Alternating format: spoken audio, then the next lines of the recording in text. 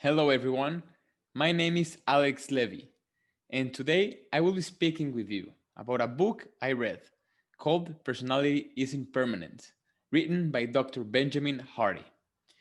The general purpose of this conversation that we will have is to inform you about the book itself, the contents of it, and why I believe it has the power to change your experience here on Earth, as it did with me. The specific purpose of this book is to make you want to read the book, is to invite you to get a grasp on Dr. Benjamin's ideas and to understand how, if put in practice, can truly change the way you experience your time here on Earth. Because I read it and I can say that it truly has done so with me. Now, let's get to it.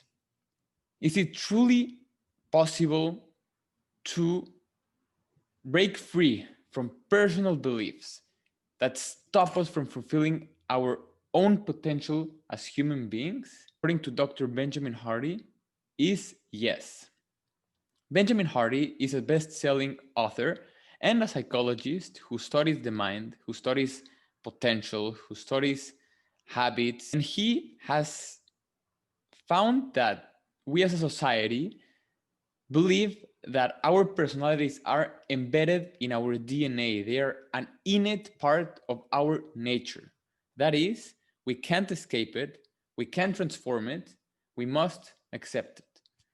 What happens with this? We become stagnant. Now, the question is, if we can change our personality, but we know that, or we believe, or we think that it is embedded in us, what should we do? We should have a vision. We should have a clear set of goals that make us believe that we can truly impact the future. The problem is that for all of us, as mentioned earlier, personality is permanent. Our goals are defined by who we were and who we are today, thanks to the experiences we have had.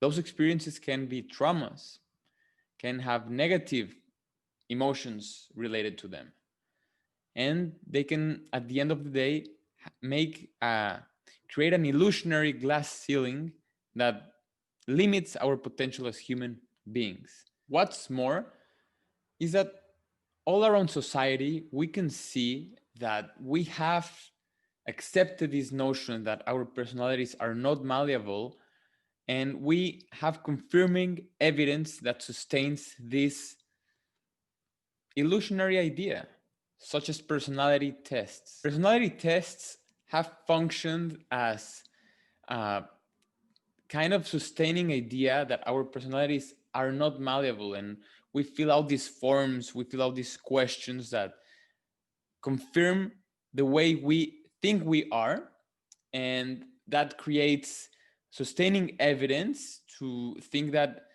this personality that we have is something embedded in our DNA. In other words, we, while filling out personality tests such as the Myers-Briggs, which is one of the most popular that exists today, while we're filling out these tests, what happens is that we confirm the behaviors or the true motives of who we are. And then we crystallize our own personal idea of who we can be and we can be throughout our existence here on Earth. Simply put, once we fill out these tests, we have given away all self-responsibility to create meaningful change in our lives. Instead of assuming that personality tests are a way to categorize ourselves as either introverts, people who don't like going to parties or don't like speaking too much of their own ideas or express themselves, or being extroverts, the outgoing person who goes to parties, loves hanging out with people, loves laughing, loves being the light of the conversation.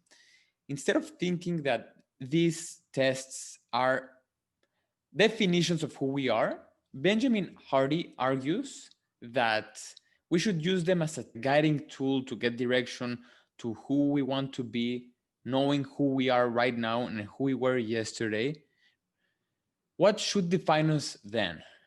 According to Warren Wallace Charters, author of success, personality, and intelligence, he argues that personality and the idea of having power within the way we see ourselves is clearly correlated with one's success in life.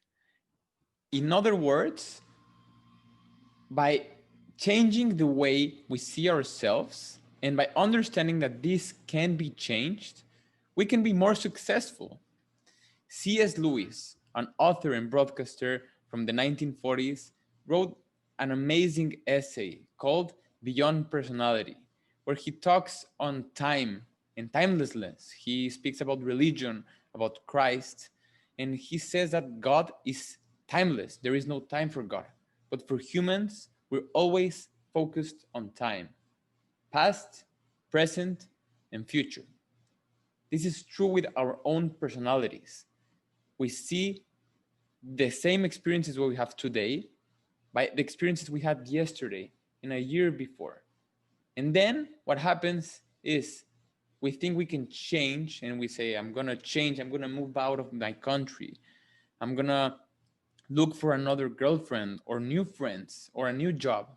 And the future becomes the same as the past because we extrapolated the same ideas, because we're focused on being continuous with our personalities, with who we are.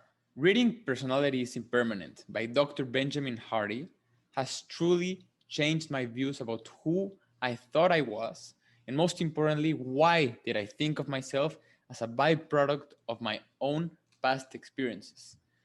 Personality is Impermanent was an eye-opener about how can our beliefs shape our destiny. And by that line of thought, if we can upgrade those beliefs from self-fulfilling to self-thrusters, our destiny will dramatically change for good. Dr. Benjamin Hardy has allowed me to give you a free chapter on his book, which you can find clicking the link in the description of this speech. I thank you for watching, and I hope I'll see you next time.